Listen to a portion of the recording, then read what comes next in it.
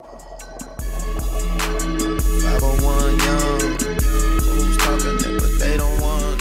salut à tous, c'est Zaccorp. Alors aujourd'hui on se retrouve pour une nouvelle vidéo, une petite vidéo un petit peu particulière.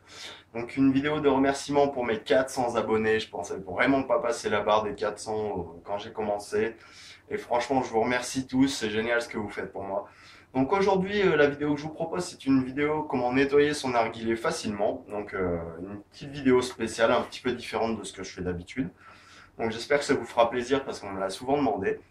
Également, je voudrais vous parler, on est bientôt à 90 000 vues sur mes vidéos, donc je vous préviens tout de suite, à partir des 100 000 vues, je ferai ce qu'on m'a demandé, un top 5 de chaque marque.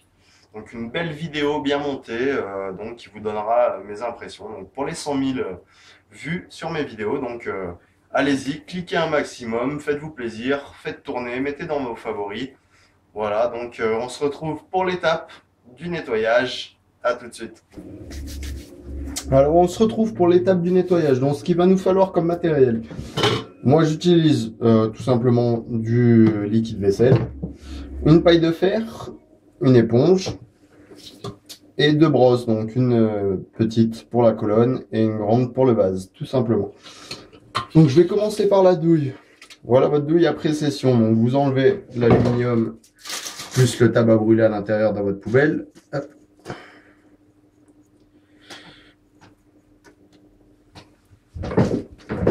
Une fois que c'est fait, donc je fais couler mon eau, pas trop fort histoire que ça fasse pas trop de bruit. À ce moment-là, je prends ma paille de fer, donc pour ma part, et je gratte bien l'intérieur histoire qu'il n'y ait plus aucun dépôt. Bon, elle ne retrouvera pas sa couleur d'origine, ça c'est sûr, comme ça, mais c'est la meilleure façon de la nettoyer que j'ai trouvé pour ma part. J'ai un petit coup à l'intérieur, voilà, comme ça. Ensuite, je prends mon éponge, histoire d'enlever toute trace d'odeur. Voilà. Une fois que cette étape est faite, on peut la mettre à sécher. Ensuite, il y a également le joint qui va avec, donc pareil, un petit coup. En général, ils sont pas très sales, ça sert à rien. Ensuite, pareil pour le cendrier. Un bon coup d'éponge, histoire qu'il brille bien comme il faut.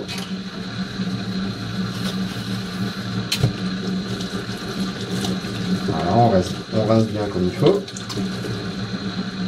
voyez, là, direct, il brille déjà bien plus qu'avant. Donc nous voilà pour l'étape du vase. Donc je l'ai vidé. Déjà je vais nettoyer un petit coup juste comme ça avec un petit peu d'eau. Voilà. Ensuite prenez votre brosse, un petit peu de produit vaisselle dessus. Vous remplissez un petit peu votre vase d'eau.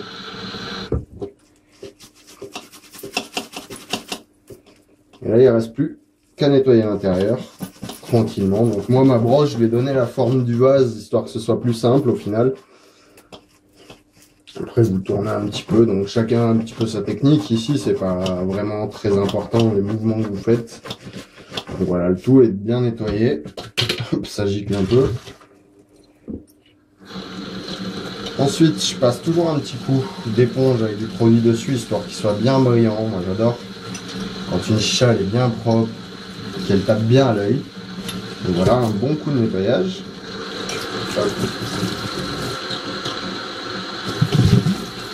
On la rince bien comme il faut, qu'il n'y ait plus de résidus de mousse.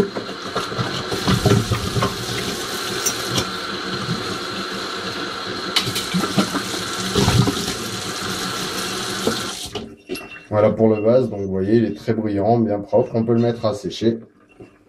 Il n'y a plus aucune odeur à l'intérieur. C'est exactement ce qu'on cherche. Voilà, donc maintenant on va passer à l'étape de la colonne.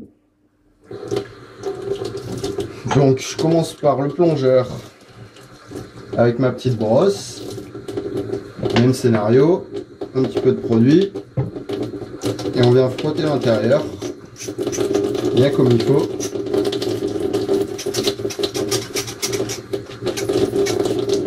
des deux côtés.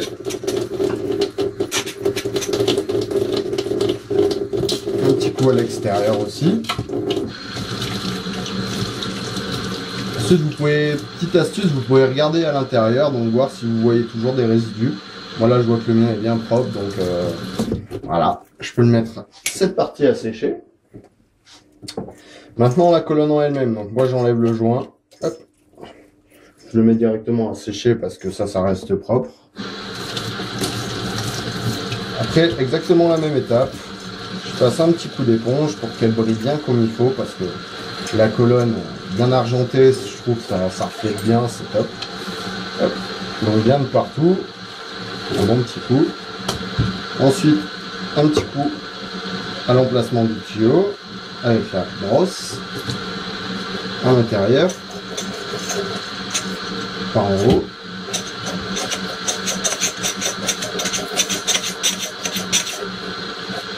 Un coup de brosse par en bas, histoire d'enlever bien partout. Un petit coup là, comme ça, voilà. Et on peut rincer.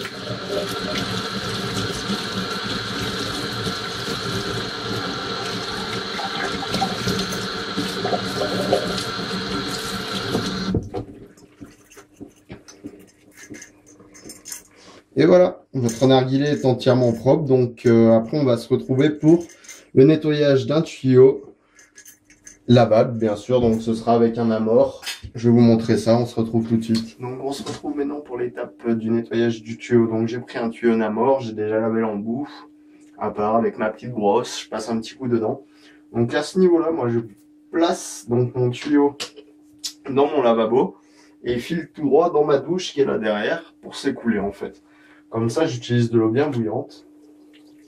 Je vais vous expliquer pourquoi. C'est qu'en fait, l'eau bien chaude, plus après un bon coup d'eau froide, le choc thermique en fait qu'il n'y a plus aucun goût dans le tuyau. Je sais pas pourquoi, je saurais pas vous l'expliquer, je suis pas un scientifique.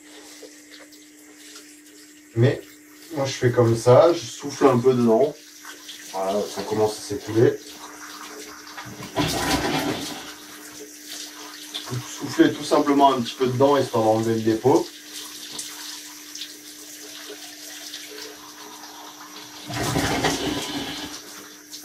Voilà.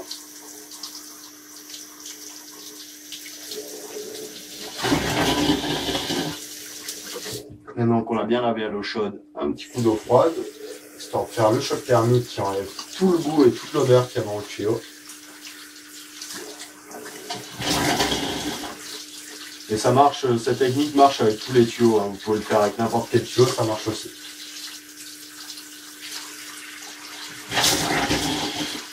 Sauf ceux qui ne sont pas lavables, alors attention parce que pour ceux qui ne le savent pas, dedans il y a des petits fils en fer qui rouillent et après ça fait des énormes dépôts quand vous aspirez la rouille et c'est vraiment pas beau. Donc pour ceux qui n'auraient toujours pas de tuyau qui est lavable, je vous conseille de changer tout de suite. Si vous voulez pas vous pourrir la santé. Voilà, maintenant j'ai mon tuyau qui est bien propre. Je sors un petit peu les pompons, parce que ça c'est un petit peu la galère à sécher après. Je peux aspirer dedans. Bon, il y a un petit peu d'eau encore. Chacun sa technique. Il y a encore un tout petit peu d'eau, mais j'ai plus aucun goût, plus aucune odeur. Donc maintenant, on peut le laisser pendre pour qu'il sèche tranquillement. Donc le top étant dehors au soleil, mais enfin pas en plein soleil, sinon il peut s'abîmer. Mais moi dehors, étant donné que j'habite à la montagne, il fait un petit peu froid et il risque de geler. Donc voilà, c'était ma vidéo de nettoyage. Peace, on se retrouve la prochaine fois. Ciao.